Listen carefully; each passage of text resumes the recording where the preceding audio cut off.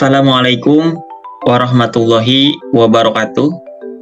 Perkenalkan, nama saya Firman Septian Sarugbi dan ini adalah biodata saya, yaitu nama Firman Septian Sarugbi, kemudian kelas K321MNR dan nomor induk mahasiswa 11211695. Pada kesempatan kali ini saya akan menjelaskan atau mempresentasikan sebuah materi dari mata kuliah perilaku organisasi, yaitu terkait manajemen konflik dengan dosen pengampu Bapak Rizky Purwantoro SHMH.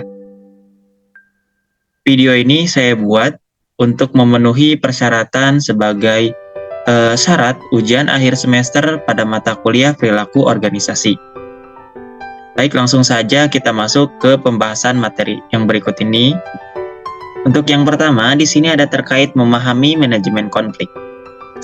Jadi, manajemen konflik itu adalah sebuah kemampuan untuk mengatasi perbedaan dan ketegangan yang muncul dalam suatu organisasi.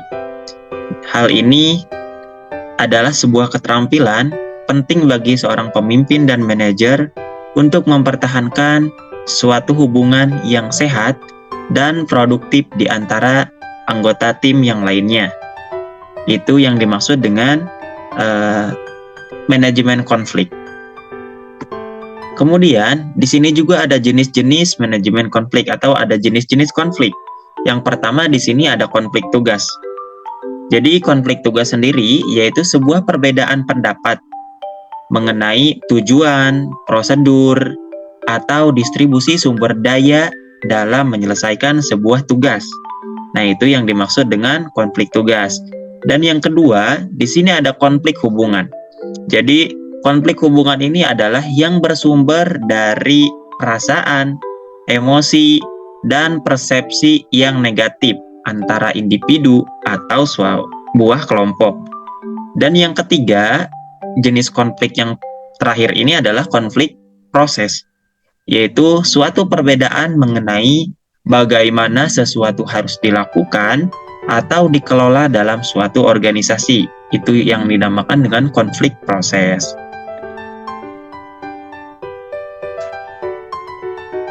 Selanjutnya di sini ada penyebab konflik. Saya mengambil 4 penyebab konflik. Yang pertama, di sini penyebabnya itu perbedaan individu. Jadi, perbedaan individu yaitu bisa dipengaruhi atau di dalamnya itu mengandung kepribadian, kemudian nilai, persepsi, dan latar belakang yang berbeda dapat memicu sebuah konflik. Itu yang dimaksud dengan perbedaan individu. Kemudian, yang kedua, di sini ada komunikasi yang buruk.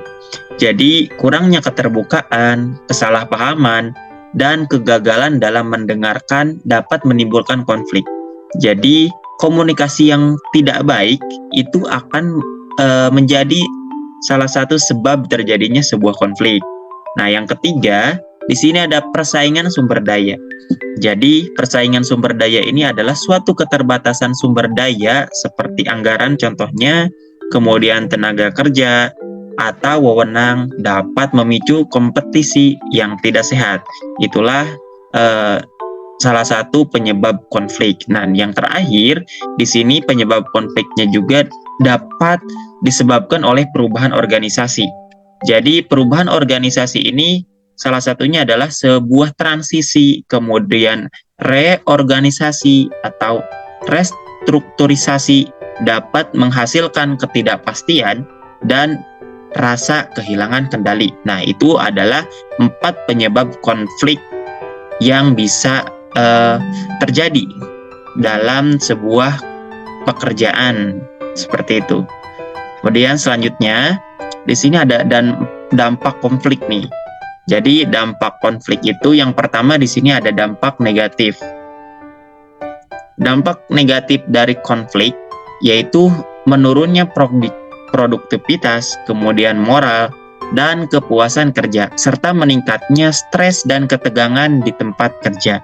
Nah, itu dampak negatifnya. Kemudian selain itu, ada juga dampak positif dari konflik. Yaitu yang pertama, mendorong kreativitas, kemudian menambah sebuah inovasi, dan selanjutnya dapat memecahkan suatu masalah yang lebih baik jika dikelola dengan tepat. Itu sebagai dampak positif dari terjadinya konflik.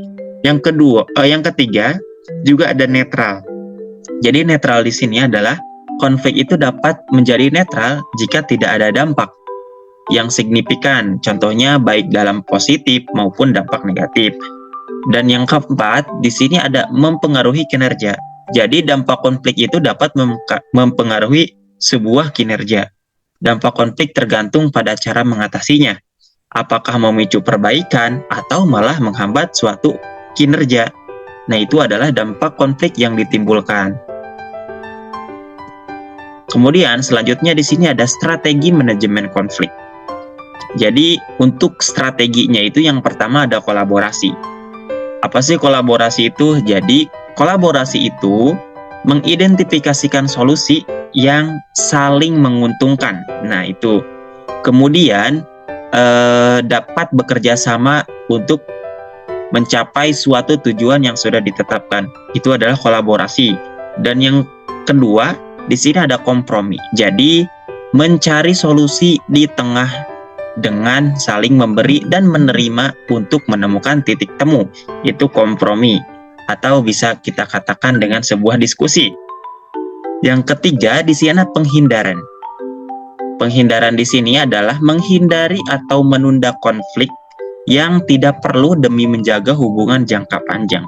Jadi strategi manajemen konflik itu agar tidak terjadinya sebuah konflik, sebaiknya kita menghindar saja.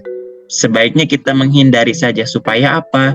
Supaya tidak terjadi hal-hal yang tidak diinginkan yang dapat merusak hubungan kerja dalam suatu individu maupun kelompok.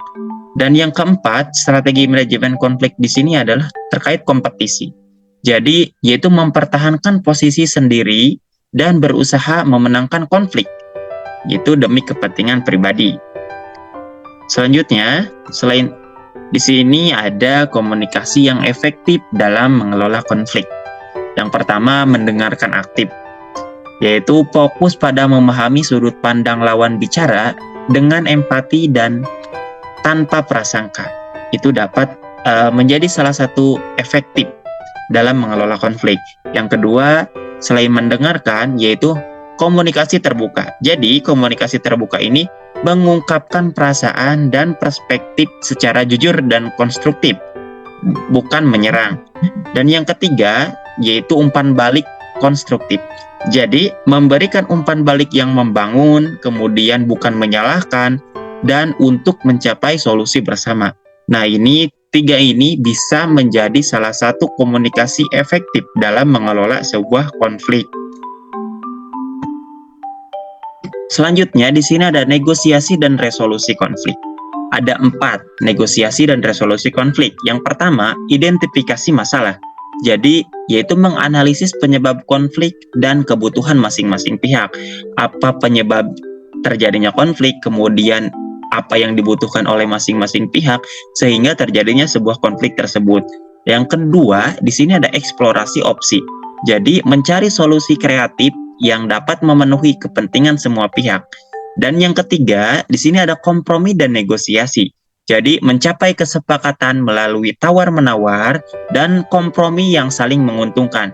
Nah, kompromi dan negosiasi ini yaitu suatu cara untuk mencegah sebuah konflik pada sebuah kerjaan. Yang keempat di sini ada implementasi. Jadi, yaitu implementasi setelah ketiga ini diimplementasikan atau dilaksanakan, yaitu melaksanakan solusi yang disepakati dan memonitor hasilnya. Selanjutnya, di sini ada peran pemimpin dalam manajemen konflik. Jadi, sangat penting juga peran pemimpin dalam manajemen konflik, yaitu dapat membangun budaya saling percaya, yaitu menciptakan lingkungan kerja yang mendorong keterbukaan, transparansi, dan rasa saling menghargai. Yang kedua, di sini ada mengelola konflik konstruktif. Jadi, mendorong diskusi yang sehat dan memberikan dukungan untuk menyelesaikan konflik secara positif. Yang ketiga, di sini ada menjadi teladan. yaitu memberikan contoh dalam menangani konflik dengan tenang, adil, dan berorientasi pada solusi. Dan yang terakhir, yaitu mendorong komunikasi efektif. Jadi, memfasilitasi dialog yang terbuka dan konstruktif di antara anggota tim. Nah, keempat ini yaitu sebaiknya atau bagusnya dijalankan oleh para pemimpin manajemen konflik supaya dapat mengatasi konflik-konflik yang terjadi pada sebuah perusahaan ataupun pada sebuah kerjaan yang mereka jalankan. Nah, untuk yang terakhir di sini ada kesimpulan dan rekomendasi. Yang pertama di sini ada kesimpulan. Jadi, manajemen konflik adalah keterampilan penting bagi sebuah pemimpin untuk mempertahankan tim yang produktif dan harmonis. Yang kedua di sini ada rekomendasi. Jadi, pelajari berbagai strategi manajemen konflik, kemudian tingkatkan komunikasi yang efektif, dan terapkan peran aktif pemimpin. Nah, ini adalah sebuah kesimpulan serta rekomendasi yang menurut saya bisa menjadi titik terang untuk mengatasi konflik-konflik yang terjadi pada sebuah perusahaan. Baik, itu yang bisa saya sampaikan. Kurang lebihnya saya mohon maaf bila ada penyampaian yang kurang jelas. Saya mohon maaf. Wallahul muwaffiq ila aqwamit thoriq. Wassalamualaikum warahmatullahi wabarakatuh. Terima kasih.